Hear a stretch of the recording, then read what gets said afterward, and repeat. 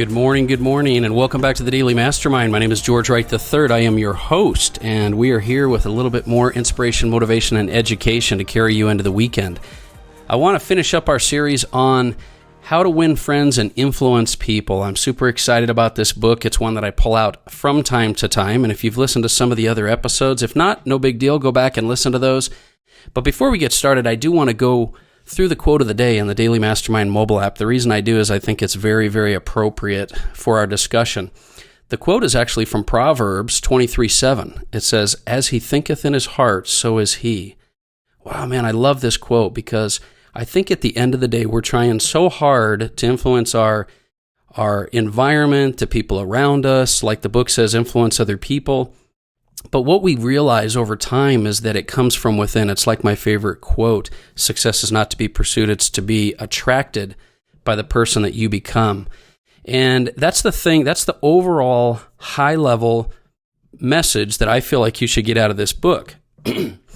I think that at the end of the day, we hear a title like How to Win Friends and Influence People, and we think all kinds of different things based on our paradigm, based on our filter, based on what we have in life.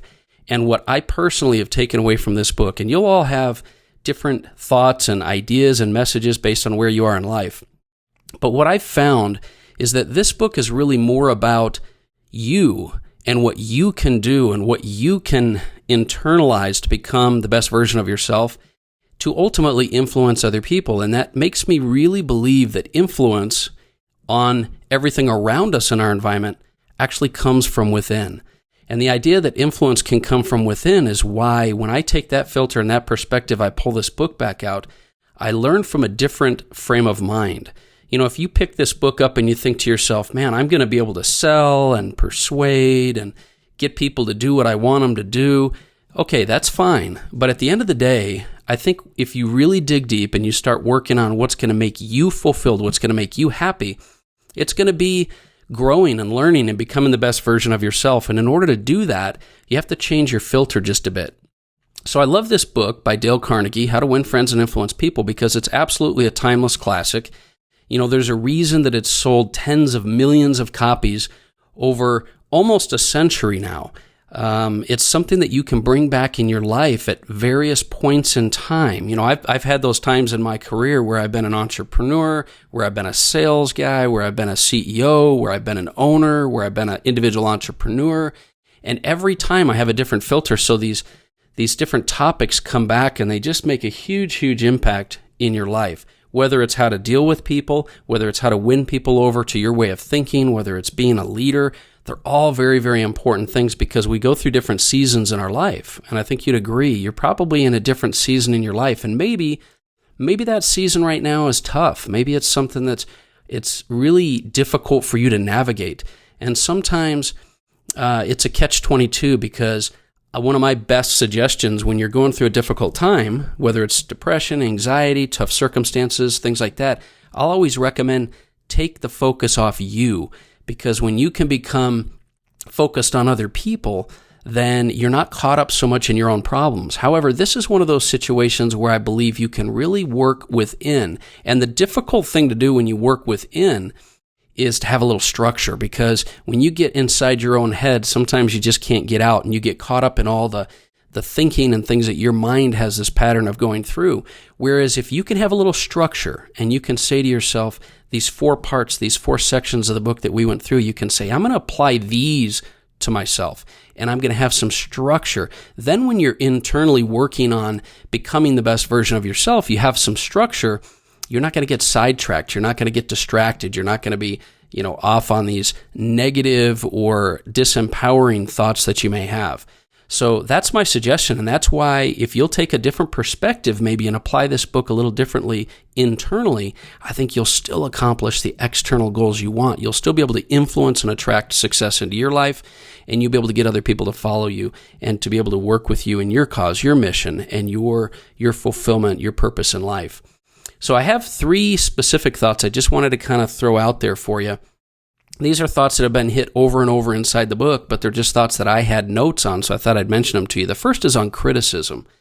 I think it's very difficult with today's day and age where everyone's trying to be in your face, reality TV, dropping the F-bombs, whatever it is. And I'm not judging on anything anybody does, because the real point here is you have to be you. You have to be you, whatever is authentic, and stop trying to be everything everybody else wants you to be. But through that process right now, what's happening is people are getting really good at criticism. People are getting really good at telling people what they think. And I think when you dig deep enough with some of the best leaders out there in the industry, the best thought leaders, guys I listen to like Gary Vee and Ed Milet and Andy Frisella and Sean Whalen and guys that I listen to, that you might take one way or the other, and you realize how deep, at a deeper level, what their true intention is. You realize that they're being them. They all have different styles, by the way. They're not all in the same category, but they're being them. And so many people are trying to be Ed Milet, be Gary Vee, be Sean Whalen. That what they're not realizing is that you need to learn to be you.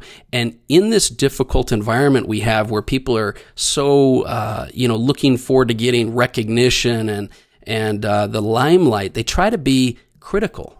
And criticism doesn't do you any good. What you'll learn through this book is that criticism is not what the goal is. Now, being authentic and being direct and trying to help people by saying things that no one else will tell them, that's different than criticism.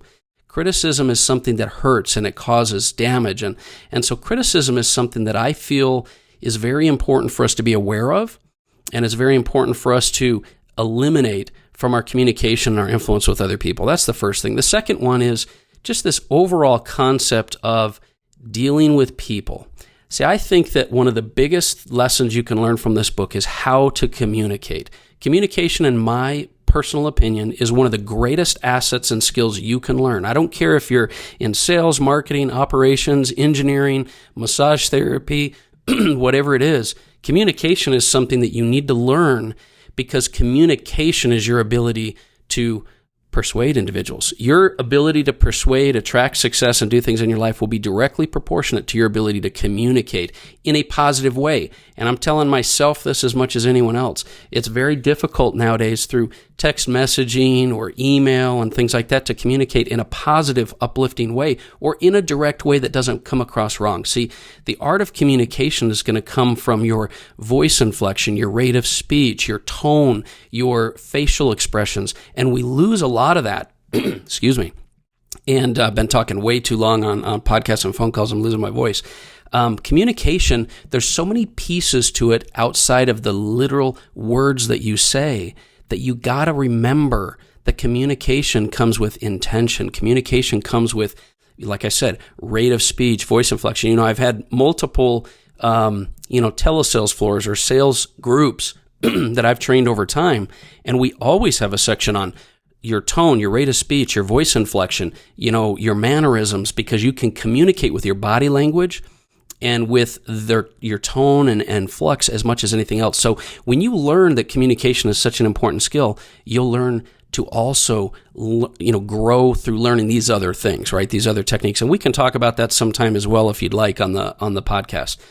And the third topic, besides criticism, dealing with people, is just this overall idea of influence.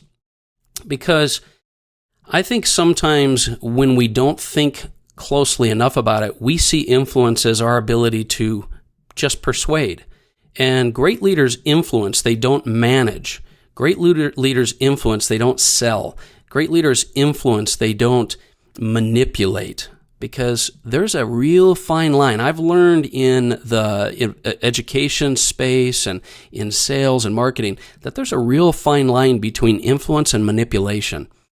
And I think rather than talk about the technique and the science of influence, I think if you'll just remember that your intention, your motives, your cause, your purpose, your passion behind what you're trying to influence is the key. See, I know so many leaders out there and so many people that are very successful. I know a lot of them that they influence people, but their intentions are not great. Their intentions are not great because they say things that are not true, or they say things that aren't backed up by their own personal experience. They're just saying things they don't understand.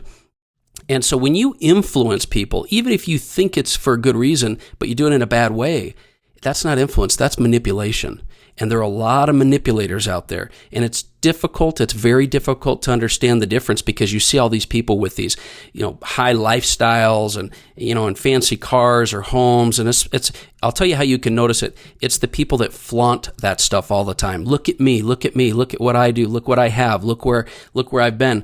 That's not influencing people. That's manipulating people. And I think at the end of the day, if you will learn to influence with a good intention and a good cause, and be authentic and not criticize, and work with people that way, I think you're going to find massive success comes your way. Massive success comes your way. And when I say success, it could be your definition of success, which doesn't have to be money, right? I just happen to think money's pretty cool. So overall, at the end of the day, I feel this book is one of the best ones I've read on how to deal with people, how to create influence, how to become a better leader. It's the reason I pull it back out, because we all can learn every single day based on the season we are in our life. And as Carnegie points out in the book, we're constantly dealing with people in business, and it's a key skill set that you need to develop. It's amazing to me why communication, influence, and people skills is not taught in everyday school. But if it was, I believe we would all be better equipped to deal with life and deal with people around us and relationships, and be able to grow our worth in areas that really, really matter.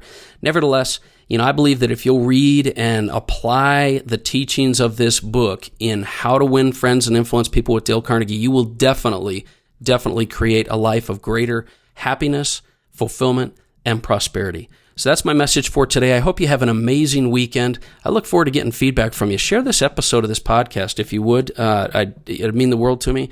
I appreciate your feedback, and I've had a lot of emails and things from individuals. So feel free to email me anytime at george@g3worldwide.com, george@g3worldwide.com, and check out our new dailymastermind.com website. Anyway, I'm here to help. I'm here to support you. I know you can do it. I believe in you.